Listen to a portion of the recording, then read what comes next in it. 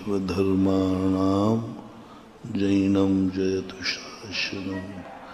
पंच परमेष्ठी भगवान की आचार्य श्री गुरुवर कुंद कुंद महाराज की आचार्य श्री गुरुवर विद्यासागर महाराज की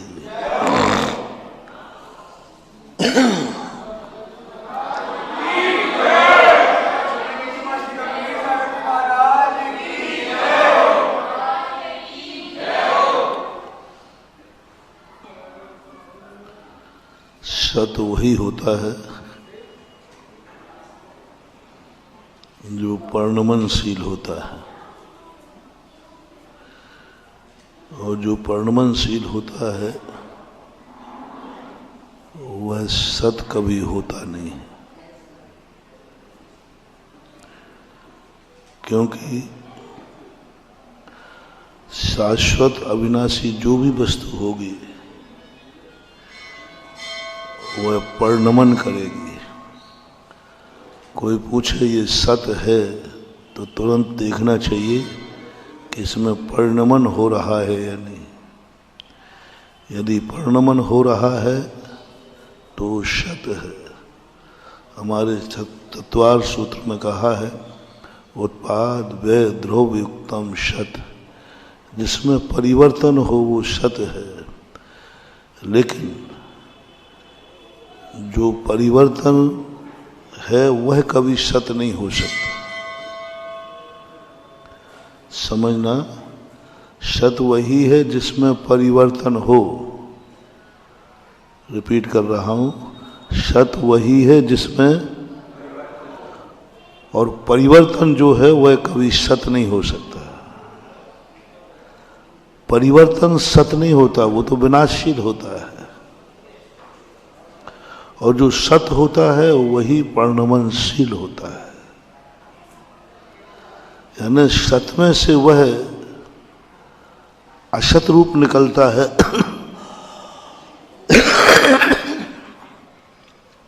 स्वयं शाश्वत है,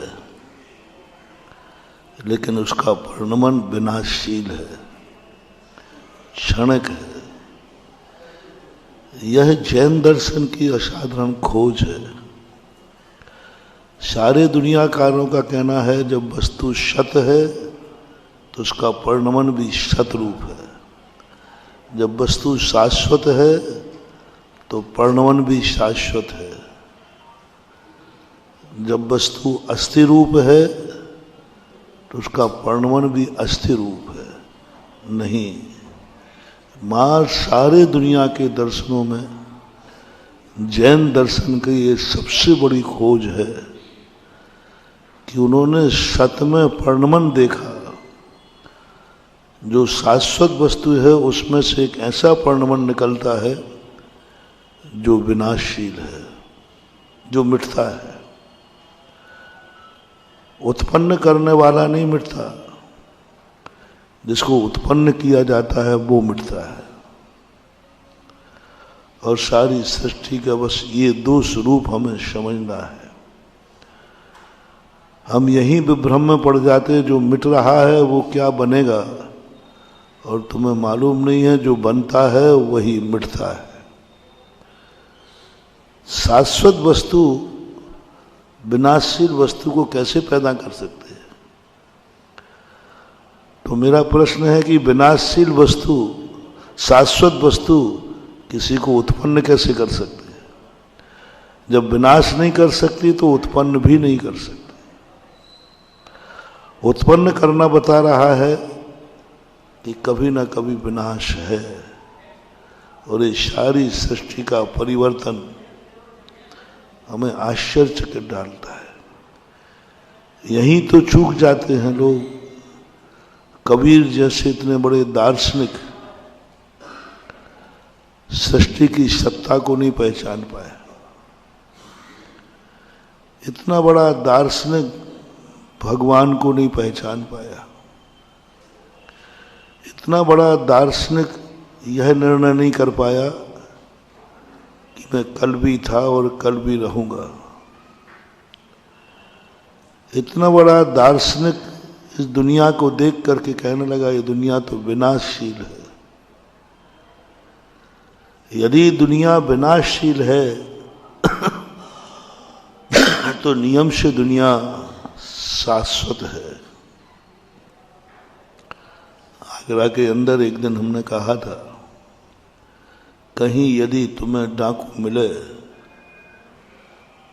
तो निर्णय कर लेना साधु जरूर दुनिया में है, क्योंकि डाकू है। मान लो साधु न मिल पाए, साधु तक तुम न पहुंच पाओ, तो उसी समय डाकू को देख के निर्णय कर लेना, जब इस दुनिया में डाकू है तो साधु भी कहीं ना कहीं है। पापी है तो पुण्यात्मा है, क्योंकि पुण्यात्मा बहुत मुश्किल से मिलता है। और पापी को देखकर निर्णय कर लेना कहीं ना कहीं पुण्यात्मा है। अधर्म है तो धर्म है।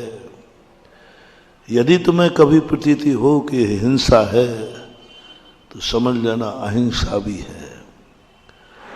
जब तुम्हें कोई पता चले कि ये झूठ बोल रहा है, समझ लेना दुनिया में कोई सत्य बोलने वाला भी है। हर चीज में यही लगा लेना।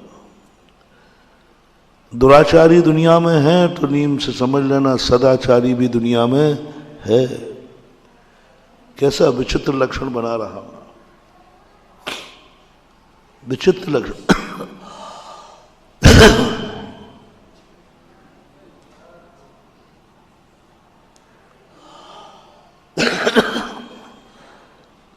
तुम्हारा यदि कोई नाम है ना,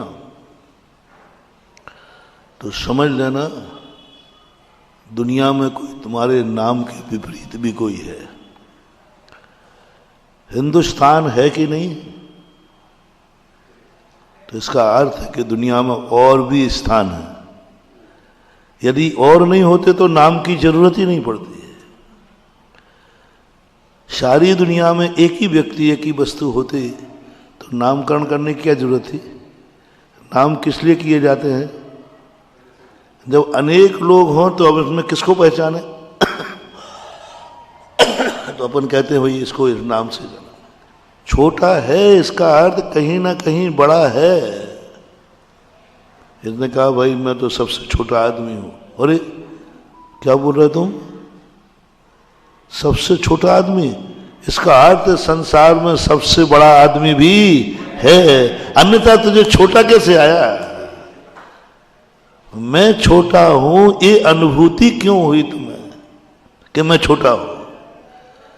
यदि जब तुम्हें छोटे की अनुभूति हुई है तो दुनिया में कोई ना कोई बड़ा है।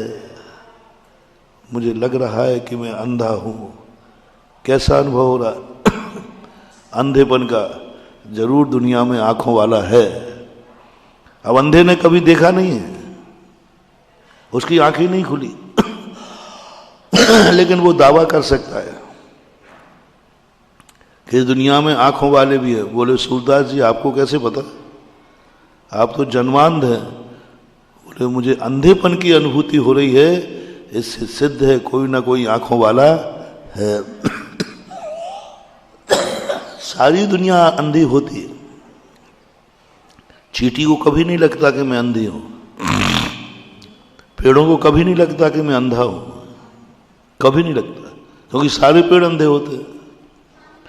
मनुष्य को लगता है कि मैं अंधा हूं, क्योंकि यहां आंखों वाले लोग होते हैं। जब जब तुम्हारे लिए अपने आप में क्रोध आवे, नहीं ये क्रोध ठीक नहीं है, समझ लेना कहीं ना कहीं क्षमा भाव है।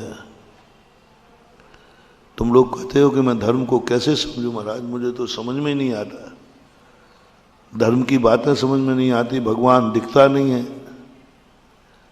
तो हमने ऐसे लक्षण तुम्हें दे रहा हूं जिस लक्षणों में ज्यादा टेंशन नहीं पड़ेगा। तुम्हें अपने आप की अनुभूति क्या होती है 24 घंटे में? तुम अपनी तरफ से बताना, मेरी तरफ से नहीं, शास्त्रों की तरफ से। क्या दिन भर में शाम को तुम्हें ऐसा लगता है आज मेरे से कुछ बुरा हुआ ही नहीं, सब अच्छा हुआ?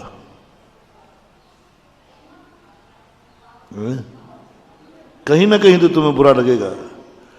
बस बुरा लगना बता रहा है आज दुनिया में किसी ने ऐसा भी है जो अच्छा किया होगा। अपनी खुद की फीलिंग हमें सृष्टि के स्वरूप का ज्ञान कराता है। कबीर दास इस बात को भूल गए कि विनाशशील वस्तु में शाश्वतपना छिपा हुआ है, अविनाशीपना छिपा हुआ है, परिवर्तनशील है। कौन जानता था रुनकता के पास में इतना बड़ा तीर्थ बनेगा।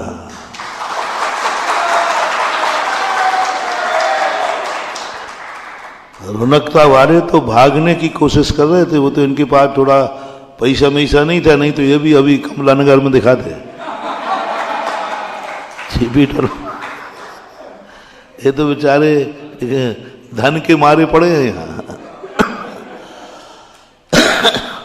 पहले मैं भावना करता था कि हमारे गांव वाले सब लोग अच्छे धनवान हो जाएं, पैसे हो जाएं, तो गांव में जब उनको गरीब देखते थे ना तो बड़ा आशीर्वाद देते थे, भाई लोग समृद्ध हो जाएं, बढ़िया।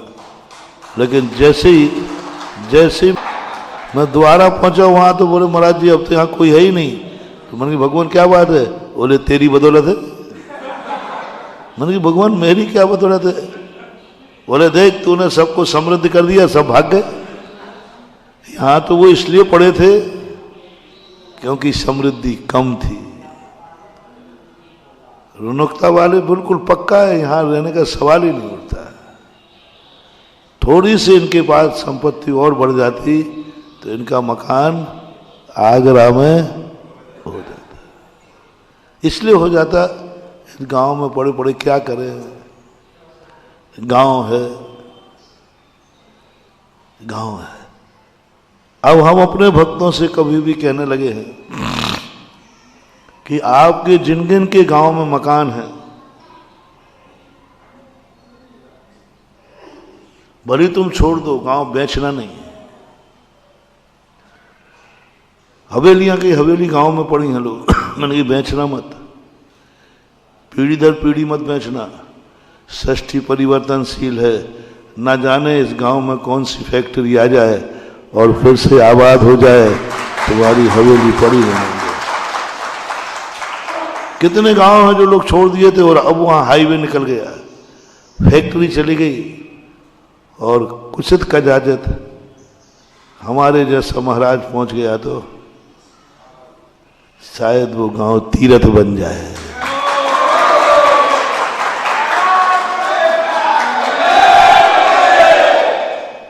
दो चार 10 दिन पहले जो रुनकता वाले कह रहे होंगे देखो अपन गांव में पड़े हैं, इतने बाजू में शहर है, जाना आना पड़ता है। अब जब से पता चला कि यहाँ लोकोदय तीर्थ बन रहा है तो रुनकता वाले महाराज सबसे बड़े भागी हम लोग हैं। मैंने क्यों?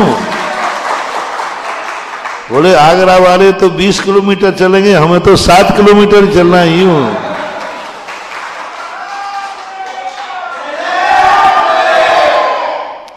अब रुनकता वालों मकान मत बेचना, नहीं तो वही दशा होगी जिन्होंने ताजमहल के आजू बाजू अभी मकान रखे ना, तो वे हैं नया मकान गवर्नमेंट बनने नहीं देगी।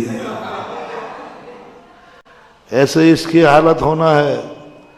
आगे जाकर के ऐसी चीज बनेगी कि सरकार किलोमीटरों दूर तक यहाँ किसी का मकान नहीं बनने देगी।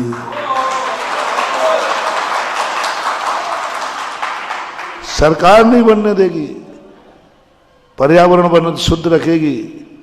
क्योंकि ऐसा तीर्थ है तो पर्यटक कहते हैं पर्यटक स्थान पर आवास नहीं होना चाहिए, मात आओ और जाओ। जैसे ताजमहल में किलोमीटरों का एरिया जंगल पड़ा है, किलोमीटरों का। ऐसे स्थिति यहां होगी, लेकिन जो पुराने रहेंगे वो बने रहेंगे, उनको हटा नहीं सकते वो। पुरातत्व तो हटाएगा नहीं, पर्यटन हटाएगा नहीं, नया बसाएगा नहीं। हटा इसलिए नहीं सकते कि उसी पुराने को देखने के लिए तो दुनिया आएगी। मैंने ताजगंज में कहा, मैंने ये गांव हटाई क्यों नहीं देते? बोले नहीं, इसी को देखने तो दुनिया आती है कि शाहजहां के समय कैसा था ताजगंज। हटाना है नहीं और नया बसा नहीं, इसका नाम है पर्यटन और इसका नाम है पुरातत्व। और एक दिन ऐसी स्थिति आएगी यहाँ, उस समय तुम लोग गर्व करोगे कि ओहो, कभी सोचा नहीं था कि रौनकता के पास भी इतनी बड़ी चीज जो आज सारे विश्व के लिए आश्चर्य कर रही है, अभी कुछ नहीं दिख रहा है। नर्मदा नदी जहां से निकली ना, वहां एक इतना छोटा सा कुंड है, छोटा सा, देखे क्या? बहुत छोटा सा कुंड है, कहो अपना पूरा पैर ही नहीं डूबे। कितना गहरा होगा? 2-4 फीट का गहरा होगा। वहां से छोटा निकला और निकलते निकलते इतनी बड़ी नदी बन गई कि आज वो सबसे बड़ी नदी है। यही गंगा नदी क्या है? यही जमुना का है। पहाड़ में से झरना झरता है जहां लोटा भी नहीं डूबे, लेकिन आगे जाके आज लोकोदय हमें मात कहानी लग रहा है। लोकोदय मात हमारे लिए कल्पना लग रहा है, लेकिन ये बहुत जल्दी होने वाला है कि कल्पना एक साकार रूप ले। बस इतनी देर है, इतनी देर है, इतनी देर है, इतनी देर है, इतनी देर है, जितना हमें रौनकता से क्षेत्र पर पहुंचने में देर है।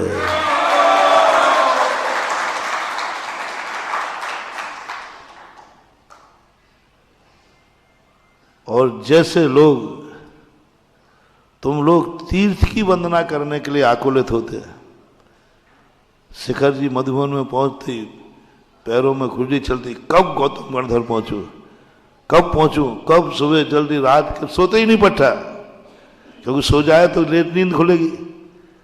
पहले दिन जब जाते हैं ना लोग वंदना को, रात में सोते नहीं है, क्योंकि 2-2:30 बजे उठना है, तो कहीं बातें करते रहे कुछ और जल्दी उठ करके नहा धो करके तैयार हो जाते हैं पहाड़ की वंदना करने के लिए। ऐसे ही तुम्हें तो लगती है बने हुए तीर्थ के लिए ललक, हमें तीर्थ बनाने के लिए ललक लगती है।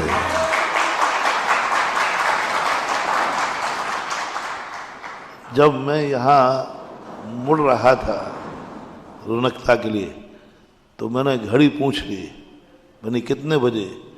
तो बोले 9:20। मैंने अभी 9:20 ही?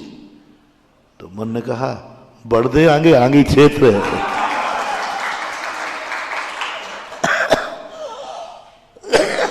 थोड़ी सी पैर में तकलीफ नहीं होती ना, तो एक पैर में ही नाप लेता मैं पूरी जमीन।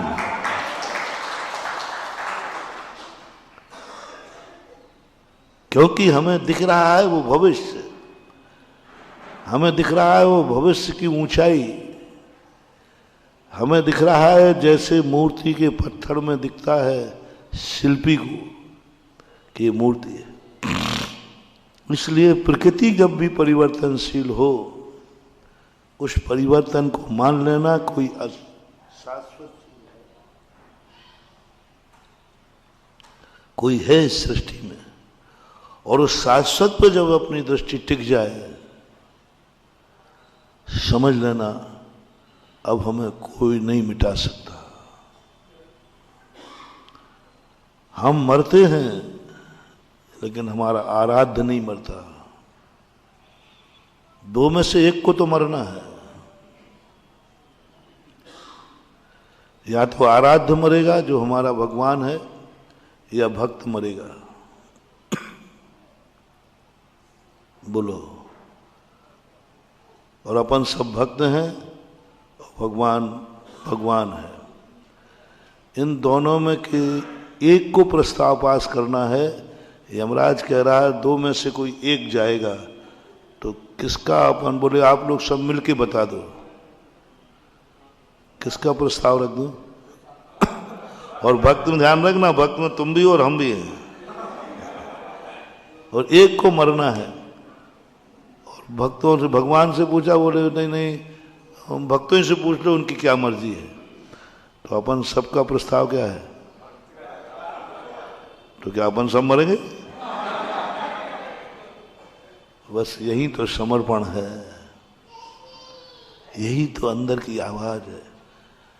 भगवान मुझे क्या, मैं तो अनादिकाल से मरता ही आया हूं और एक बार मर लूंगा, लेकिन तू अमर रहेगा तो कभी मैं भी अमर हो जाऊंगा। सहारे को कभी नहीं मरने देना, सहारे को कभी नहीं मरने देना, उपकारी को कभी नहीं मरने देना। जिसके बल पर हम जी रहे हैं उसको मत मरने देना। ये मत सोचना कि मैं उसको नहीं मरने दूंगा तो वो मुझे भी नहीं मरने देगा। नहीं, हम भगवान को नहीं मरने देंगे तो भगवान हमें नहीं मरने देगा। नहीं, वो तो निश्चित है। इस अपेक्षा से भगवान को अमर नहीं कहना कि भगवान अमर रहें, मरना हो तो मैं मरने को तैयार हूं। इसलिए कहना कि भगवान तू यदि अमर रहेगा तो कभी ना कभी तेरे सहारे पर यदि मैं आ गया तो मैं अमर हो जाऊंगा। और ना भी हो पाया अमर, लेकिन कुछ दिन की जिंदगी ऐसी पालूंगा कि गर्व करूंगा कि मैं भली मर रहा हूं लेकिन मेरा भगवान अमर है। साधु का क्या चिंतन होता? साधु मौत से क्यों नहीं डरता? उसके शरीर को लोग खा जाते हैं, आग में जला देते हैं, क्यों नहीं डरता? क्योंकि उसे अमरता की अनुभूति होती है। बोले जो मर रहा है इसको तो मरना ही है, लेकिन मैं जो हूं वो मर नहीं सकता, अमर हूं। जिसके सहारे पर ये मनुष्य पर्याय है, जिसके सहारे पर ये शरीर है, वो अमर है। बस इतनी सी करना है। तुम कौन हो तो तुम्हारे मन में आएगा भाव, मैं मनुष्य हूं, मैं जैन हूं, मैं बेटा हूं, मैं पिता हूं, मैं फलाने चंद हूं। और जो जो तुम्हारे 24 घंटे में तुम्हें क्या अनुभूति होती है, तुम कौन हो, और जो जो तुम्हारे लिए अनुभूति हो, वे सब तुम्हारे संबंध मरेंगे। तुम्हें संबंध की अनुभूति होती है। आप कभी फीलिंग करना, तुम्हें संबंध की अनुभूति होती है, कर्म की अनुभूति होती है, मैं मनुष्य हूं इसकी अनुभूति होगी।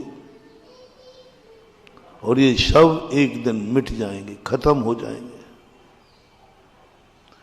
ये संबंध का सहारा कौन है? कौन लाया है मनुष्य पर्याय में मुझे? किसने पैदा किया है मुझे जैन कुल में? वो कौन है? वो कौन है जो ये संबंध बना रहा है? वो मैं हूं या पराया है?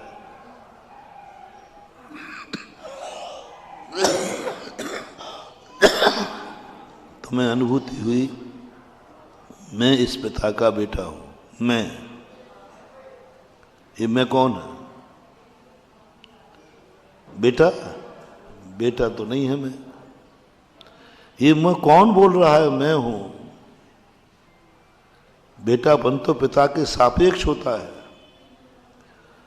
और जब धीरे धीरे करके हमारे मन में आ जाए कि नहीं, मैं जो हूं वह अमर हूं, अविनाशी हूं, बस आप भय से मुक्त होते जाएंगे, आप टेंशन से मुक्त होते जाएंगे।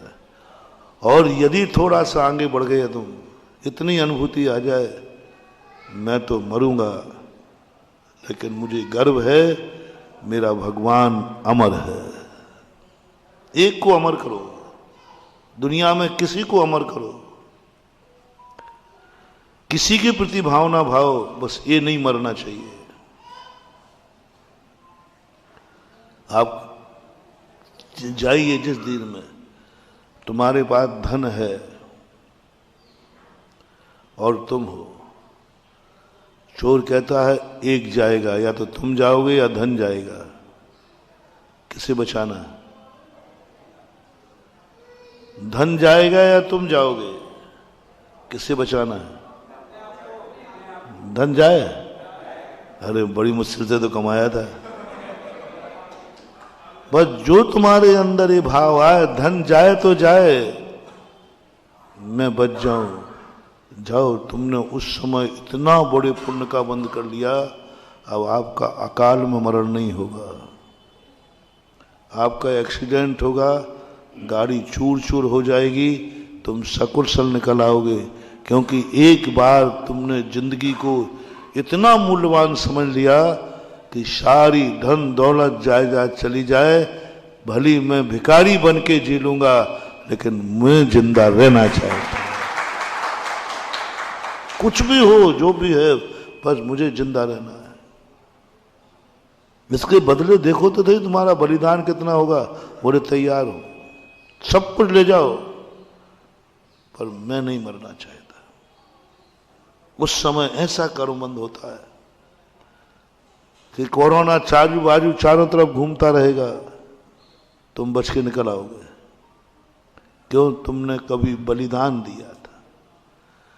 यदि तुमने घर में भाव किया, तुम सब पूरे परिवार वाले हो, उसमें से एक को मरना है, उस मरने वाले का नाम बताओ, सोचो जब तक।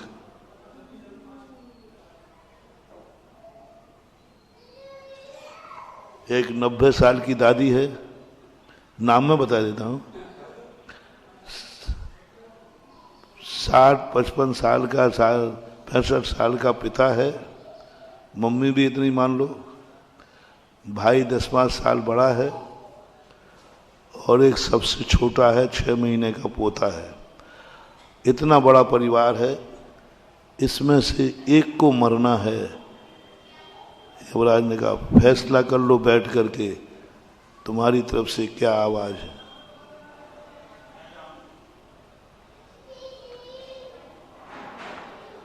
दादी मां 90 की हो गई, ऊपर ही हो गई 90 से। कितने % लोग कहेंगे यमराज ये दादी बैठी है ना, इसको तो अब मरना ही मरना ही है। ऐसा हुआ था, पांडवों के बीच में हुआ था। पांडव और कुंती माता एक दिन एक नदी पार कर रही थी, गंगा नदी, मगरमच्छ ने पकड़ लिया। वो थी कोई देवी। उसने कहा कि देखें इन परीक्षा में कौन कौन पास होता है,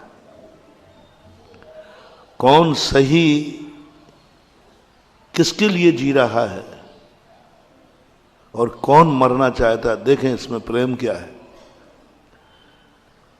पहुंच गया और आवाज कर दी, सारे मरोगे 6 के 6, अन्यथा प्रस्ताव करके एक की बलि चढ़ा दो। जी आवाज आई, अब कौन? सबसे बूढ़ी थी कुंती मां। अब सब शांत, कौन मरे?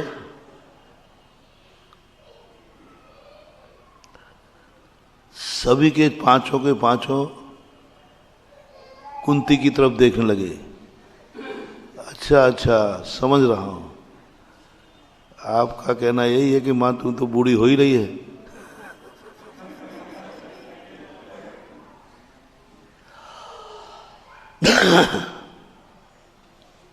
इतने में भीम थोड़ा मजे लेने लगा। बोले नहीं नहीं, मम्मी को तो नहीं भेजूंगा, मां तो नहीं मरेगी। यदि किसी ने मां के लिए मारने का भाव किया तो उसके पहले मैं उसे निपटा दूंगा, यमराज से भी भिड़ जाऊंगा, कोई वो मां तो नहीं जाएगी। अब चारों भाई सोचने लगे ये भीम पता नहीं किसका नाम लेने वाला है।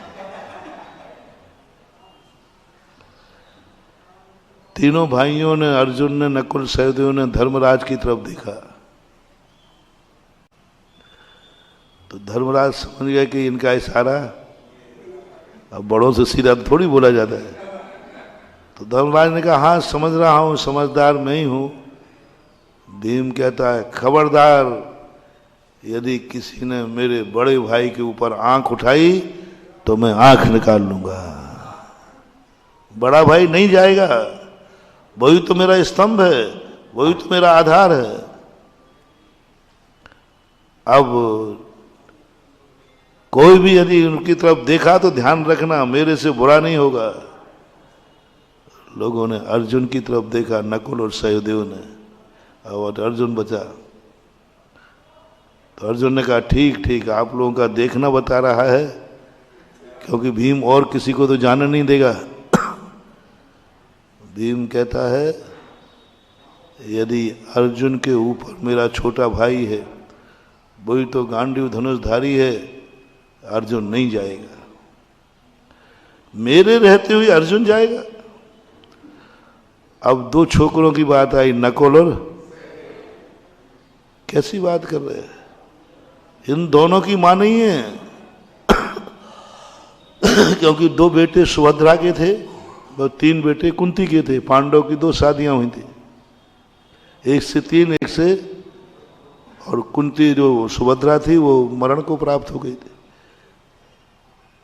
इसकी मां नहीं है, इसलिए वे अनाथ हैं, इसलिए दोनों मरेंगे। मेरे रहते हुए मेरी शरण में जो है वो नहीं मरेगा। अब किसी को नहीं मरने दिया। सब लोग लगे भीम क्या बात है, तुम किसी का मरने भी नहीं दे रहा और तुम अपना नाम भी नहीं दे रहा है। सबसे कहा नहीं, भीम के रहते हुए कोई नहीं मरेगा, कोई नहीं मर सकता। ना मां मरेगी, ना भाई मरेंगे, ना तीनों मेरे छोटे भाई मरेंगे। मेरे रहते हुए किसी को मरना पड़े, नहीं होगा। बस ये कहते कहते स्वयं भीम ने छलांग लगा दी और उस देवती से कहा आजा मैदान में। यानी पूरे परिवार को बचा करके स्वयं को समर्पित कर दिया यमराज को। बस उसी समय भीम को ऐसा कर्म का बंध बना, ऐसा कर्म का बंध बना कि देवताओं से मनुष्य जीत नहीं सकता। अंत में भीम ने उस देवी को ऐसा पछाड़ा कि चीख कर रो पड़ी और भीम को वरदान दे करके फिर चली गई। इनकी तो नाव देवी ने छोड़ दी तो आगे किनारे लगी। अब ये सब लोग मिलकर के जलांजलि देने लगे भीम को। श्रद्धांजलि है भीम, जहां भी हो तेरी आत्मा। रोने बैठे। उधर भीम भुजाओं से तैरता हुआ आ गया। बोले तुम कैसे बच गए? उस समय आचार्यों ने लिखा जो अपनों से आधीनस्थ दूसरों को बचाने का भाव करता है वह अपने आप अमर हो जाता है। हम लोगों को क्यों कहा छोटे छोटे जीवों को बचाओ? हम दूसरों को बचाएंगे तो महाराज आपको कौन बचाएगा? मुझे कोई बचाने की जरूरत नहीं है। मैंने इतनों को बचाया है, इतनों को बचाया है, उनकी दुआ ही मेरा कुछ भी नहीं बिगाड़ पाएगी। हम किसको बचा रहे हैं? अमरता का लक्षण यदि हमारे मन में भाव आ गया कि अमर हो भगवान। एक बार शायद संस्मरण सुनाया होगा, पाकिस्तान सन 1947 का आखिरी ट्रेन थी, प्लेन थी, जिनेंद्र भगवान की मूर्तियां थी और एक और समाज थी।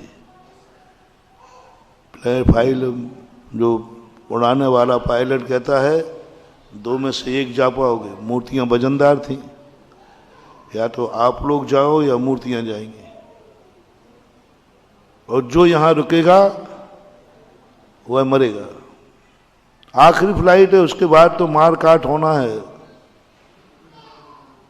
उसके बाद तो जो बचेगा उसको मरना है। लोगों ने बहुत समझाया कि देखो भाई, आप लोग मूर्तियां तो फिर जयपुर में बन जाएंगी, अपने प्राण बचाओ, जाओ मूर्तियां छोड़ दो, मूर्तियां छोड़ दो, खंडित हो जाएंगी फिर बन जाएंगी, बनाना ही तो है। लेकिन भक्तों ने कहा नहीं, जिसकी मैंने पूजा की है हम नहीं छोड़ेंगे। ऐसा करो, पायलट से कहा कि तुम इन मूर्तियों को ले जाओ, और सांगानेर हवाई अड्डा था उस समय, इनको ले जा करके वहाँ सांगानेर की समाज को सौंप देना, हम लोग यहाँ मरने को तैयार हैं। सब समझा रहे, क्या कर रहे पागलपन। बोले नहीं मैं बचूं या नहीं बचूं, भगवान बचना चाहिए। भगवान ने, सबने कहा कि ये मूर्तियां नहीं हैं, ये पाषाण की मूर्तियां नहीं हैं, ये साक्षात हमारे भगवान हैं। जैनी मूर्ति की पूजा नहीं करता, भगवान की पूजा करता है। आप लोग पूजाएं पढ़ते हो तो उसमें आदिनाथ का वर्णन होता है, महावीर स्वामी का वर्णन, मूर्ति का कोई वर्णन होता ही नहीं। मूर्ति का वर्णन तो कभी अतिशय हो तो आता है, बाकी भगवान के वर्णन आता है। जब ये स्थिति बनी तो पायलट ने कहा तुम लोग भगवान तुम्हारे। बोले नहीं, भगवान मरता नहीं और मैं उसे मरने नहीं दूंगा, हम सब मरने को तैयार हैं। समर्पण देखो, इतना प्रेम हो भगवान से कि उनके लिए मरने को तैयार हो जाए। पायलट ने कहा चलो, जब भगवान कभी मरता नहीं है तो क्यों ना अपन इसी के सहारे पर सब बैठ जाएं, क्योंकि वो मरेगा नहीं, और जब वो नहीं मरेगा तो उसका सहारा लेने वाला भी नहीं मरेगा। पायलट ने कहा तुम लोग इन मूर्तियों को भगवान मानते? बोले हाँ। तो ये मरने? बोले नहीं, मरने का सवाल ही नहीं उठता है।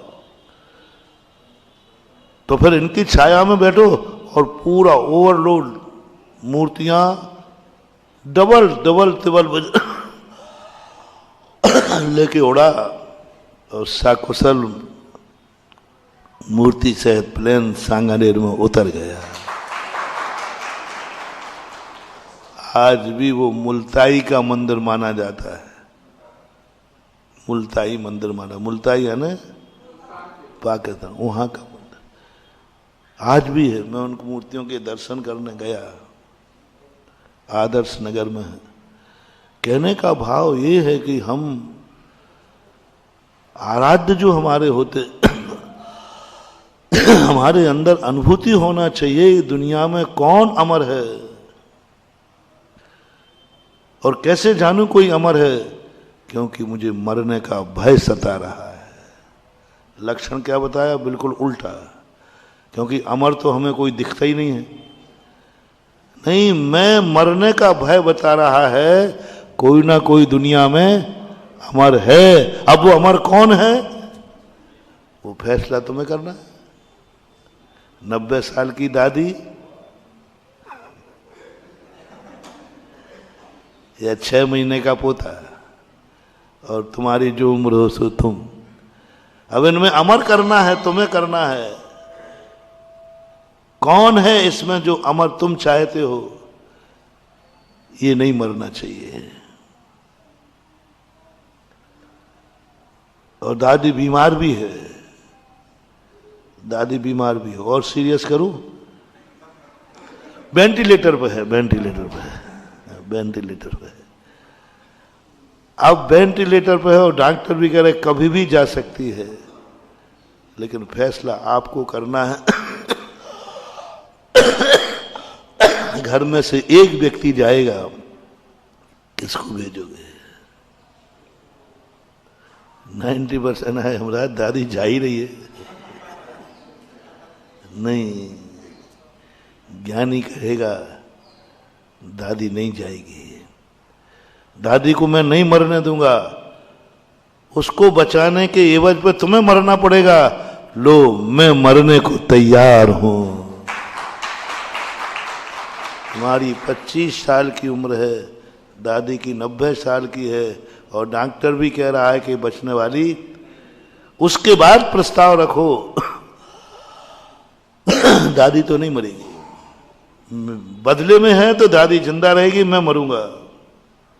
बस ये भाव तुम्हारे अंदर आ गया, ऐसा कर्म का बंध होगा, ऐसे कर्म का बंध होगा कि तुम 100 भवों तक कभी अनाथ नहीं होगे, तुम्हारे ऊपर सदा छाया रहेगी। ऐसे धर्म के प्रति अपना समर्पण भाव करना चाहिए। दुनिया मरे तो मर जाए, मेरा धर्म नहीं मरना चाहिए। मैं मरूं तो मर जाऊं, मेरा नियम नहीं टूटना चाहिए। मैं मरूं तो, लेकिन नियम, मैं मरूं तो मर जाऊं, भगवान तेरा दर नहीं छूटना चाहिए। ऐसे परिणाम जब बन जाते हैं और उत्साह के साथ, ललक के साथ कुछ भी करना पड़े। अब अपन सब कहाँ चलने को उतावले हैं? तुम्हारी तो मुझे पता नहीं, मेरे में तो घर जोर मारो चाले तो सामयिक जाके वहीं करूं। आकर्षण है, आकर्षण है, अंदर तलब है, कितने जल्दी हो सकूं पैरों से रुंधने वाली माटी को तीर्थ के चंदन का तिलक बना दूं। बना सकता हूं तो, बनाने की ताकत है तो, बस जिस समय जो मेरी अंदर की ललक आ रही है, इस समय मुझे ऐसा कर्म का बंध हो जाएगा, अंदर चेतना से इतना कर्म का बंध हो जाएगा कि मैं एक दिन 3 लोग का तिलक बन जाऊंगा। मैं खुद ही किसको तुम बनाना चाहते हो, किसको अमर रखना चाहते हो, बस उसका सहारा अपन को लेने के लिए मरना पड़े तो मरो, मरोगे नहीं अमर और हो जाओगे। समय बहुत हो गया है, वैसे मन नहीं था अभी प्रवचन का। फिर भी देखो, कुछ बुलवाओगे कुछ ना कुछ तो नया मिलेगा। मिलेगा कुछ ना कुछ तो नया है। कितना बढ़िया प्रवचन आया, कितनी अच्छी बात आई। महावीर भगवान है कि भाग्यशाली हैं खासकर रुनकता के रहने वाले लोग, क्योंकि आप के घर तीर्थ आ रहा है। हम सब आगरा वाले कभी यहां से क्रॉस कर जाते थे, आज जब आगरा में कोई कहेगा तो ये कहेगा लोकोदय तीर्थ जा रहे हैं, पास में रुनकता का मंदिर है, उसके भी दर्शन करके आना। लोकोदय तीर्थ का विकास रुनकता का विकास है। लोकोदय तीर्थ जितनी उन्नति करेगा उतनी उन्नति यहां का जिनालय, उतनी उन्नति यहां की समाज करेगी। इसमें कोई दो राय नहीं है, जो पूज्यवर यहां पर अभी कह रहे हैं।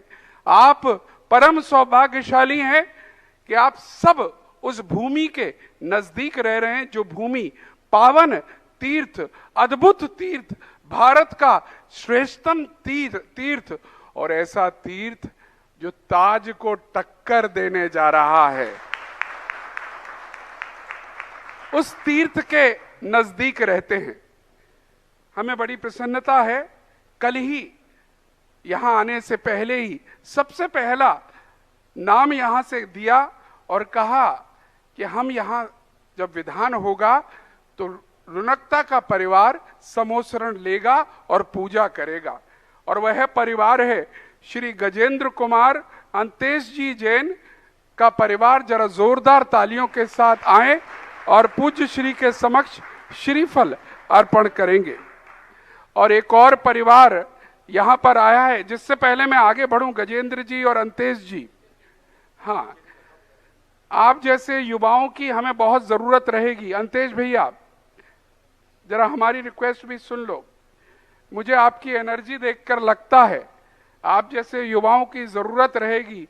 आप अधिक नहीं तो 1 लाख, 5 लाख, 11 लाख, जो आपकी शक्ति हो, आप सदस्य भी बनना, क्योंकि आप हमारा महत्वपूर्ण एक लिंक बनेंगे उस क्षेत्र को बनाने में। ये निवेदन है, आपकी स्वीकृति जब होगी। लेकिन आज आपने समोसरण की स्वीकृति दी है, पूरा परिवार इनका 7 दिन तक उस समोसरण पर पूजन करेगा। इनके परिवार को लाभ मिलेगा। 24 भगवान के 24 समोसरणों पर रहकर वहां पर पूजन करने का। और जैसा पूज्यवर अपने प्रवचनों में कह रहे हैं, अपनी जिज्ञासा में कह रहे हैं, वो बात जो कहते हैं पूरा देश नहीं विश्व सुनता है। कल हमारे पास 2 नाम आए, शाम को ही घोषणा करूंगा उन नामों की। एक न्यूयॉर्क से आया है और एक कहीं और से आया है, जिन्होंने एक एक समोसरण लिया है। और पूज्यवर अनुरोध किया, जैसा आपने कहा था कि ये समोसरण नाम हमारा, और जिनको भी आपको बिठाना हो उन्हें बिठाना। पूरे भारत में ललक है। और मैं अभी भी कह रहा हूं आगरा वालों से, चाहे रुनकता के लोग हों, चाहे आगरा के लोग हों, या टीवी के माध्यम से जो सुन रहे हो, अगर आपने समोसरण अभी भी नहीं लिया है तो ले लीजिएगा, क्योंकि फिर आप पछताएंगे कि काश हम ले लेते। और जो आनंद आ रहा है। और एक बात आपसे पूछ रहा हूं, यहाँ की समाज से पूछ रहा हूं, यहाँ पर लोकोदय तीर्थ पर कल्पद्रुम मंडल विधान हो रहा है। 7 दिवसीय विधान होगा। 1 तारीख को प्रारंभ होगा। मध्याह्न 11:30-12 बजे से प्रारंभ हुआ करेगा और 4 बजे समाप्त हो जाया करेगा। आप सबको उसमें बैठना है और उसके लिए 1100 रुपए का कूपन बुक है। वो 1100 रुपए कूपन शुल्क नहीं है, सहयोग है। कैसे? आपके पूरे वस्त्र दिए जा रहे हैं, महिलाओं की साड़ी, पुरुषों के धोती दुपट्टे, महिलाओं और पुरुषों के आभूषण, द्रव्यदान, आने जाने की व्यवस्था, बस की व्यवस्था, इसके अलावा भोजन की व्यवस्था 1 टाइम की तो कंप्लीट वहां रहेगी, नाश्ता दिन भर चलेगा। मेरा अनुरोध है, यहाँ की जो समाज है, कौन कौन यहाँ से जरा हाथ खड़ा कर दे, यहाँ के जो हैं, बहुत बढ़िया। अब मैं अंतेश जी को ही जान गया हूं और सौरभ जी को जानता हूं, आप दोनों से अनुरोध कर रहा हूं।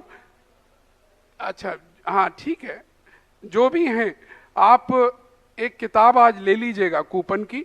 और वैसे वहां शॉर्टेज है, लेकिन यहाँ के लोग बैठने चाहिए मुझे लगता है। और हमें बता दीजिएगा, सारी व्यवस्थाएं हम करके देंगे। जो सबको दे रहे हैं वो आपको देंगे। यहाँ से अत्यधिक लोगों को बैठना चाहिए। और एक और नाम यहाँ से आया है जो दान लेकर आ रहा है, और वो हैं दिनेश चंद जी जैन, विमलेश जी जैन, दीपक जी जैन, सुशील जी जैन, प्रियंका जैन, धीरज जैन, अरसेना आगरा, अरसेना जी जी जी जी जी बिल्कुल अरसेना। और अच्छा, अरसेना और भी पास है। ओके। और इन्होंने 1 कलश की राशि भूदान के रूप में यहाँ दान देने की स्वीकृति, क्या दान लेकर आए हैं। वाह, बहुत सुंदर, बहुत सुंदर। सौरभ जी आप मेरे साथ ये रिसीव करेंगे और मेरे बिहाफ पर कर लीजिएगा। श्रीफल पूज्य श्री को चढ़ा के आओ और जरा चेहरा अपना दिखा दीजिए। श्रीफल हाथ में रखो। हाँ,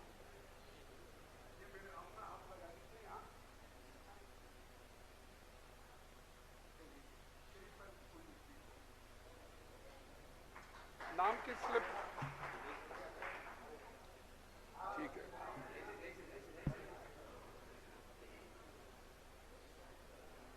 जरा तालियों के साथ अनुमोदना करिएगा।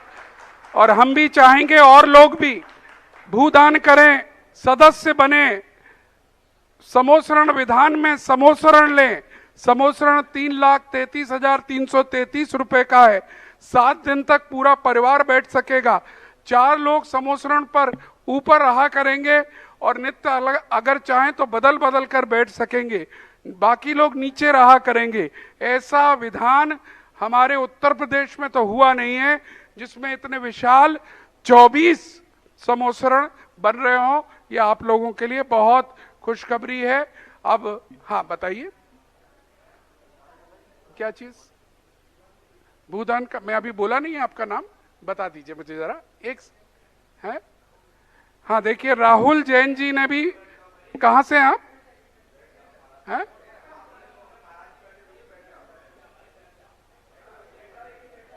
दो मिनट बैठ जाइएगा, 2 मिनट बैठ जाइए।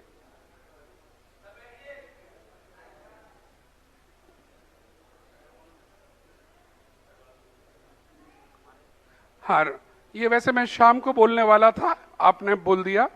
श्रीमान राहुल जैन, मोरिता जैन, सुनीता जैन, समग्र जैन, रिद्धिमा जैन, केके नगर आगरा की तरफ से 1 कलश भूमि दान की घोषणा है। आ जाइएगा।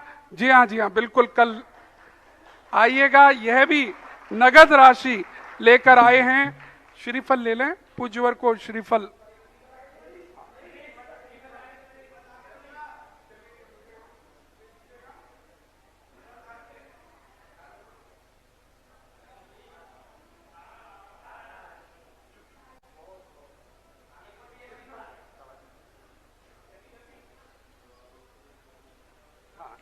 जावाणी के ध्यान से सूझे लोकालोक, सोवाणी मस्तक देतु हूँ डोक। हे जिनवाणी भारती तोहे जपो दिन रैन, जो तेरी शरणालय सो पावे सुख चैन।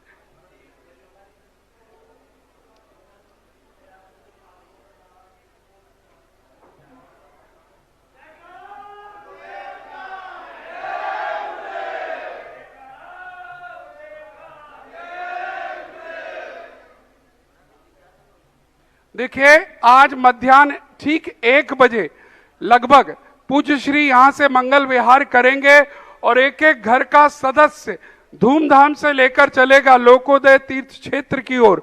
और एक असेंबली पॉइंट बनाया है सूरज गोविंद स्कूल। महिलाएं बच्चे पूरे शहर के वहां एकत्रित हो रहे हैं और वहां से तो बहुत बड़ा हुज्जूम लोकोदय तीर्थ चलेगा।